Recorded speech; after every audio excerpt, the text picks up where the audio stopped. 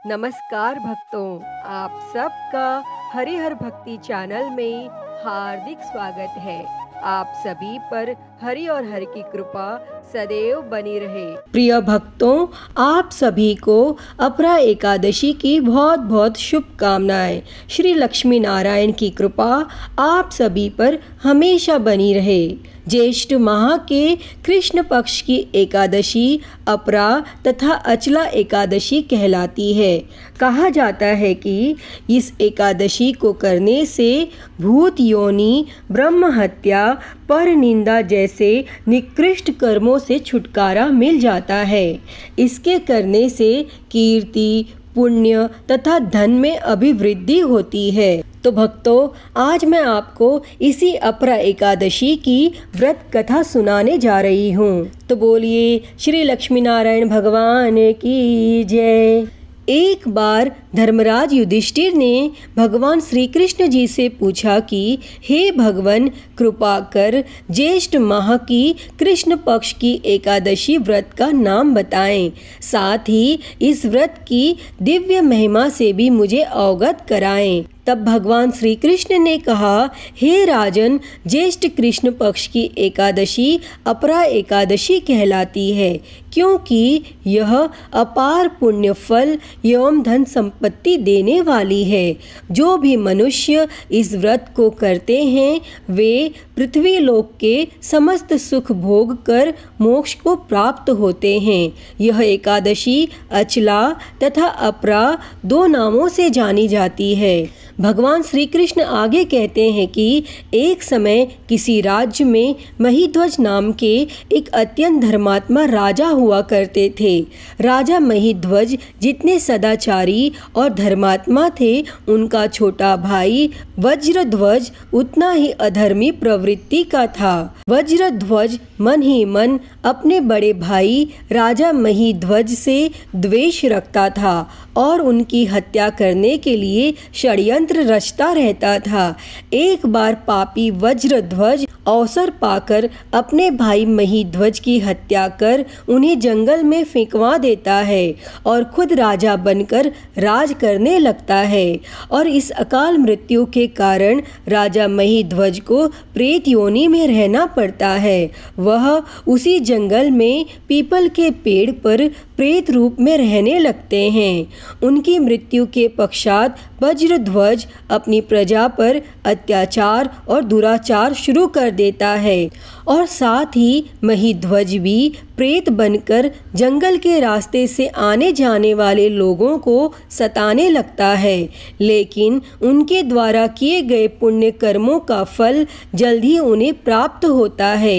एक दिन अचानक धौम्य नामक ऋषि उस जंगल में से गुजरते हैं और अपने मजबूत तपोबल से वे राजा महीध्वज की सारी आप बीती जान लेते हैं और उनकी सहायता करने की सोचते हैं। सर्वप्रथम ऋषि धौम्य राजा महीध्वज के प्रेत को पीपल के पेड़ से उतार कर उन्हें परलोक विद्या का उपदेश देते हैं। दयालु ऋषि राजा महीध्वज को प्रेत योनि से मुक्ति दिलाने के लिए स्वयं ही अपरा एकादशी का व्रत करते हैं और उसका संपूर्ण पुण्य फल प्रेत रूप राजा को अर्पित कर देते हैं।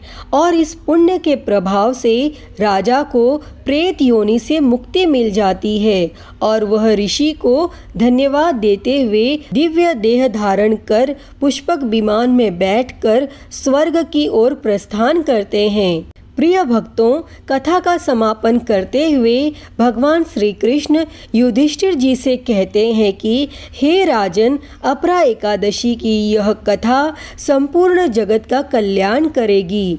इसे पढ़ने अथवा सुनने मात्र से मनुष्य अपने सभी पापों से मुक्त होकर मोक्ष की प्राप्ति करेगा। हे भगवान, जैसी कृपा आपने राजा महीध्वज पर करी, वैसी ही कृपा इस अपरा एकादशी की व्रत कथा को सुनने वाले, कहने वाले और हुंकारा भरने वाले पर सदैव करना। तो बोलिए श्री लक्ष्मीपति नारायण भगवान की जय। वृंदावन बिहारी लाल की जय। प्रिय भक्तों, तो आइए अब सुनते हैं अपरा एकादशी के शुभ अवसर पर ऐसी ही एक और पुण्यदायिनी कथा। गजेंद्र मोक्ष की कथा भागवत पुराण में आती है, जिसमें ग्राह और गजेंद्र के युद्ध का वर्णन है, जिसमें गजेंद्र भगवान श्री हरि विष्णु की स्तुति करता है कि वह उसे ग्राह के चंगुल से मुक्त करवाएं, और भगवान विष्णु उसकी स्तुति से प्रसन्न होकर वहां प्रकट हुए और उसे ग्राह से मुक्त करवाया था। कथा के अनुसार क्षीर सागर में त्रिकुट नामक 10,000 योजन ऊंचा पर्वत था। वहाँ महात्मा श्री वरुण देव का ऋतुमान नामक क्रीड़ा कानन था, जिसके चारों ओर दिव्य वृक्ष लगे हुए थे, और वहाँ पर एक शक्तिशाली गजेंद्र बहुत सी हथनियों के साथ रहता था। एक दिन गजेंद्र बहुत से हाथियों के साथ वहाँ स्थित सरोवर पर पहुँचा, और गजेंद्र की गंध को सूंघकर सिंह, सर्प, अजगर आदि हिंसक पशु डर के मारे भाग गए, और उसकी कृपा अनुग्रह में भालू, गीदड़, बंदर, हिरण आदि छोटे पशु निर्भय होकर घूमने लगे, और गजराज कमल पराग से मिश्रित जल को सूंघता हुआ जलाशय में प्रवेश कर अमृत के समान जल को पीने लगा, और उसके पश्चात थकावट को दूर करने के लिए अपनी सूंड में जल भरकर अपनी देह पर डालने लगा, और अन्य हाथियों के साथ जल क्रीड़ा करने में मग्न हो गया। और देवयोग से उसी जलाशय में रहने वाले बलिग्राह ने उसका पांव पकड़कर गहरे जल में खींच लिया। गजराज की सहायता करने के लिए अन्य हाथी हथनियों ने उसे खींचा, लेकिन कोई भी उसका सहायक न हो सका, और 1000 वर्ष तक युद्ध चलता रहा।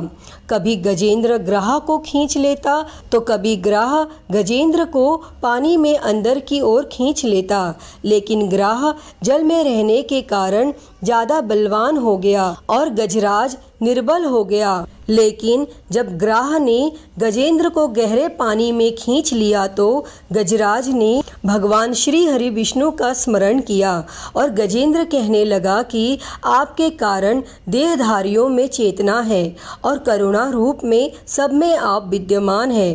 प्रभु, आप मेरी रक्षा करने वाले, अज्ञानियों के अज्ञान को दूर करने वाले, आप अंतर्यामी और सब में विद्यमान हैं, और आप ग्राह से मेरी रक्षा करें। हे नारायण, मुझे मुक्त करने के लिए प्रकट हो। मैं इस ग्राह से छूटकर भी जीना नहीं चाहता। मुझे इस मूढ़ योनि से छुड़ाने के लिए प्रकट हो।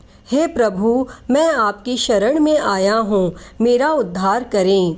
और तब इस प्रकार गजेंद्र की स्तुति सुनकर नारायण भगवान प्रसन्न हुए और गरुड़ पर बैठकर वहां पहुँचे जहां गज और ग्राह में युद्ध हो रहा था। भगवान नारायण को देखकर हाथी ने सूंड में एक कमल लेकर नारायण भगवान को नमस्कार किया, और भगवान ने ग्राह से ग्रसित हाथी को सरोवर से खींचकर एक चक्र द्वारा ग्राह के मुंह को फाड़ दिया और गजेंद्र को बचा लिया। और यह सब देखकर सभी देवताओं ने फूलों की वर्षा कर श्री हरि भगवान विष्णु की स्तुति की। ग्राह पूर्व जन्म में हुहु नामक एक गंधर्व था, जो कि देवल ऋषि के श्राप के कारण ग्राह के रूप में पैदा हुआ था, और इस पाप से मुक्त होकर वह फिर से गंधर्व बन गया। दोस्तों, गजेंद्र पूर्व जन्म में पांड्य देश में इंद्रधुम्न नाम का विष्णु भक्त राजा था। एक बार जब वह राजा मलय पर्वत पर तपस्या कर रहे थे, तो तब अगस्त्य मुनि वहां पहुँचे, और तप में लीन राजा को अगस्त्य ऋषि के आने का आभास न हुआ, और अतिथि सत्कार के अभाव होने पर ऋषि ने राजा को पशु योनि में जन्म लेने का श्राप दिया। लेकिन भगवान श्री हरि विष्णु की कृपा से इस योनि में भी उसे पूर्व जन्म का ध्यान बना रहा, और वह भगवान विष्णु की कृपा से अपने श्राप से मुक्त हो गया। विष्णु भगवान की कृपा प्राप्त कर वह भगवान विष्णु जी का पार्षद बन गया और भगवान श्री हरि विष्णु के लोक पहुंच गया। गजेंद्र मोक्ष की कथा सुनने से गजेंद्र की ही तरह संसार से छूटकर भगवान विष्णु के लोक को प्राप्त होता है।